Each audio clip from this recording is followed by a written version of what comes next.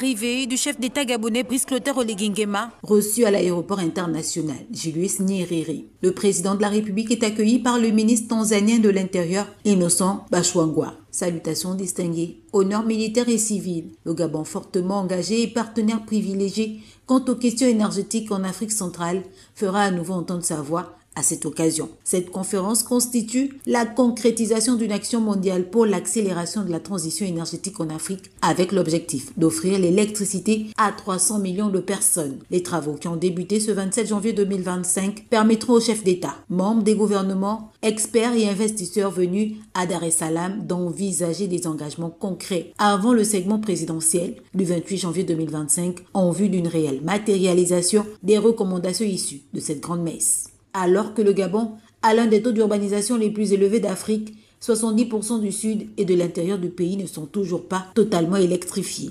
Actuellement, près de la moitié de l'électricité consommée au Gabon provient de la production hydroélectrique, principalement du barrage hydroélectrique du Grand Poubara et du barrage hydroélectrique de Kingele-Aval. La construction de plusieurs centrales solaires photovoltaïques a également été lancée dans le but d'électrifier les provinces rurales, notamment une centrale solaire de 120 MW par Solène et 8 centrales solaires hybrides totalisant 2,2 MW par énergie et tout comme bien d'autres produits énergétiques des sources gazières. Le président Oligui Nguema et les experts gabonais arrivent donc à ce rendez-vous du donner et du recevoir, enthousiastes et déterminés à trouver des solutions concrètes et définitives pour l'accès à l'énergie dans le pays. Ils réaffirmeront ici, avec bien d'autres, au vu du grand intérêt se dégageant, cette constante quasi universelle qui veuille que l'énergie précède la croissance.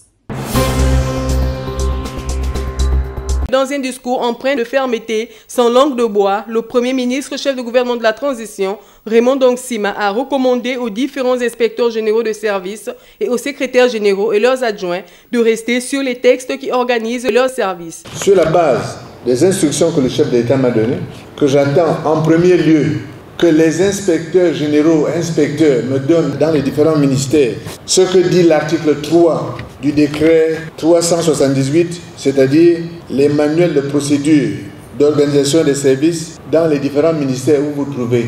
Vous avez 60 jours pour me déposer ces manuels. Si je ne vous les avais pas dans 60 jours, vous êtes relevé de vos fonctions. Je vous assure que je vais faire préparer le texte qui vous relève immédiatement. À partir d'aujourd'hui, je les prépare. Il me restera seulement à remplir le nom. Et ensuite, les secrétaires généraux, vous avez 60 jours pour me déposer un système de notation de vos agents. Si je ne l'ai pas à la fin du mois, 60 jours, vous êtes partis. Vous me donnez un système d'évaluation dans votre direction, comment vous évaluez les gens. Un système objectif. Le copinage, la camaraderie ne nous rendent pas service. Ils affaiblissent notre administration et le compte à rebours commence aujourd'hui. Pour que vous me déposiez les manuels de procédure et les manuels d'organisation pour ce qui est des inspecteurs généraux et pour les secrétaires généraux, que vous me donniez un système de notation de vos personnels. Comment évaluez-vous vos personnels? Quel est le système que l'on met en place qui soit un système ouvert, équitable et qui ne souffre pas de contestation? J'attends tous les mois, à partir de maintenant, la copie du rapport des inspecteurs généraux des services. Vous déposez une copie directement chez le ministre et une copie directement chez le Premier ministre. Je veux une copie de vos rapports tous les mois. Et ça commence ce mois qui va démarrer là en février. Je veux voir ces rapports, je veux les voir. Vous les déposez en copie directe au cabinet du Premier ministre. Et je vais voir. Si vos rapports sont complaisants, vous êtes partis. Le patron de l'administration gabonaise appelle à mettre un terme à ces pratiques d'une autre époque. Le président a dit, je rappelle, je vous instruis de mettre à contribution la justice pour mettre un terme à cette pratique d'un autre âge. Avant que nous en arrivions à ces extrémités, il faut que vous vous ressaisissiez. Instruit par le chef de l'État, le Premier ministre a demandé aux hauts fonctionnaires de mettre fin à la corruption qui continue de gangréner l'administration gabonaise. La corruption a plusieurs formes. La corruption, c'est le fait de trafiquer un dossier et de ne pas, à l'occasion de l'examen d'un dossier, laisser la place à la personne qui la mérite. C'est déjà la corruption. La corruption, c'est le fait de prendre le dossier qui est en haut, qui doit être traité maintenant, et de le mettre en bas en disant celui qui est venu derrière m'a donné une incitation, ou bien c'est un parent ou c'est un ami, etc. Donc je vais traiter son dossier qui est en bas de pile avant le dossier. C'est de la corruption.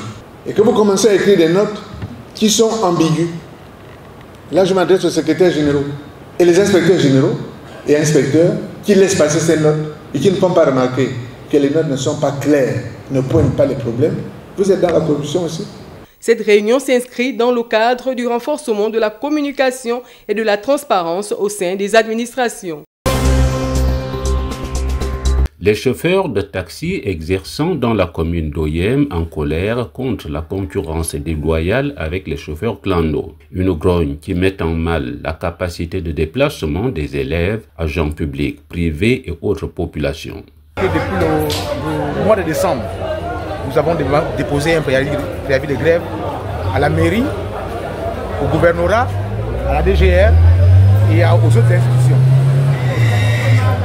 Pour leur dire que nous sommes très mécontents. Mécontents, pourquoi? Parce que nous les taximans, nous payons les taxes à la mairie. Nous payons les taxes aux impôts. Mais aujourd'hui, on se rend compte que les taxis sont moins dans la commune d'Oyem que les clandos. Les véhicules non immatriculés font clando dans Oyem. Les véhicules non immatriculés, les véhicules qui ne sont pas identifiés au taxi font clando dans Oyem. Une fois on est allé à la mairie, je peux dire qu'ils ont fait un semblant de vouloir arrêter les clandos. Ça n'a duré qu'un jour. Le deuxième jour, les clandos se sont remis dehors.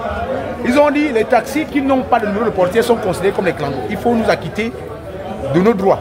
On est parti à la mairie, chacun de nous a payé 30 000 francs pour avoir l'autorisation de circuler avec la couleur de taxi. En nous disant que ceux qui ne sont pas en taxi payent 50 000 francs à la mairie. Après payer les 50 000, ils devraient ne plus jamais exercer le clando dans la ville. Aujourd'hui, ce qui nous étonne, c'est qu'on est envahi.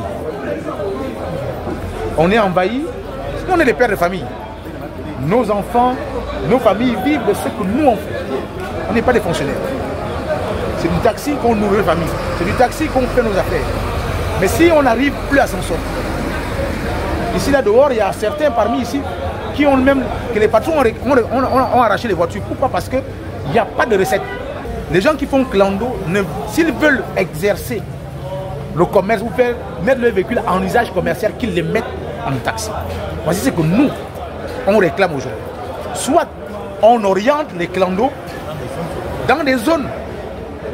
Comment il y a là? Comment il y a, c'est un grand quartier. Mais Twin, c'est un grand quartier. Le boulevard là, nous, on ne va pratiquement pas. C'est des quartiers où, mais tout ça, comme on doit orienter les clandos. Maintenant, si ces gars-là ne veulent pas faire comme nous on demande, alors c'est que si nous tous, on enlève nos véhicules en taxi.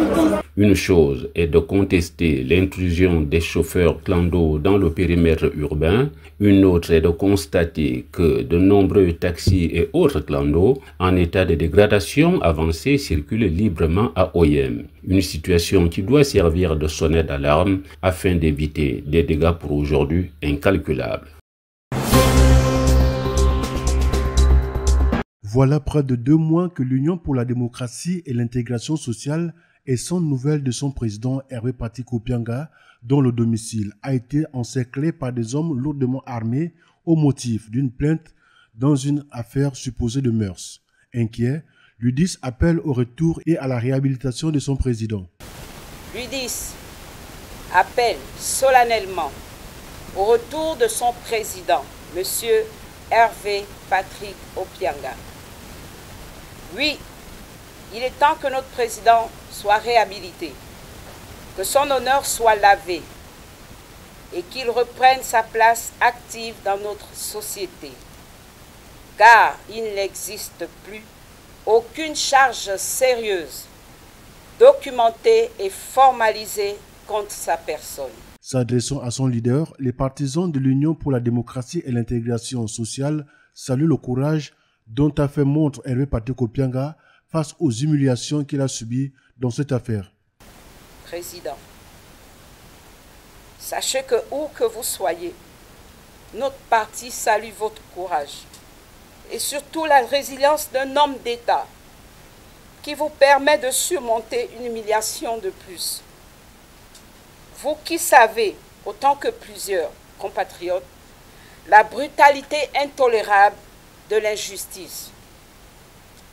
Depuis le 20 novembre 2024, ce sont des milliers de citoyens, qui prient pour vous. Ce sont aussi, hélas, des milliers de Gabonaises et de Gabonais qui sont dans l'incertitude du lendemain, puisque vos sociétés n'échappent pas à l'arbitraire. Le parti s'insurge aussi contre le traitement réservé à la famille Opianga et certains employés de ces entreprises. C'est enfin notre sort la félicité. Un parti politique en l'absence d'une adresse pourrait perdre de la considération et voir son action fort limitée. L'exécutif national du PDS l'a si vite compris en dotant la coordination provinciale du Haut-Lintem d'une permanence politique située au quartier Tourou à Oyem. C'est un Jean 316 Edou, premier responsable du parti dans le Septentrion, qui a dévoilé l'effigie du parti. Nous nous retrouvons ici au quartier Tourou. L'occasion qui nous réunit est l'inauguration de notre siège. Ça fait 2 ans que le parti existe à Oyem. On était en quelque sorte sans domicile fixe. À travers l'acquisition et l'ouverture de ce nouveau siège, nous pouvons maintenant travailler sereinement. Un parti qui se veut sérieux, un parti qui veut grandir, qui veut aller loin, doit quand même avoir un repère de ce siège qui va nous permettre de travailler, de poursuivre nos activités politiques tout en ayant un lieu de rencontre pour la programmation et éventuellement se projeter par rapport à nos activités politiques. En présence des membres du LRG, Jean 316 et Doudou a profité de ces circonstances pour lancer un appel aux Gabonais, celui de venir adhérer au parti de Maître Séraphin Dao Rebongo. La culture était au rendez-vous de cette cérémonie des bâtisseurs, avec à l'actif un mini-championnat de Songo.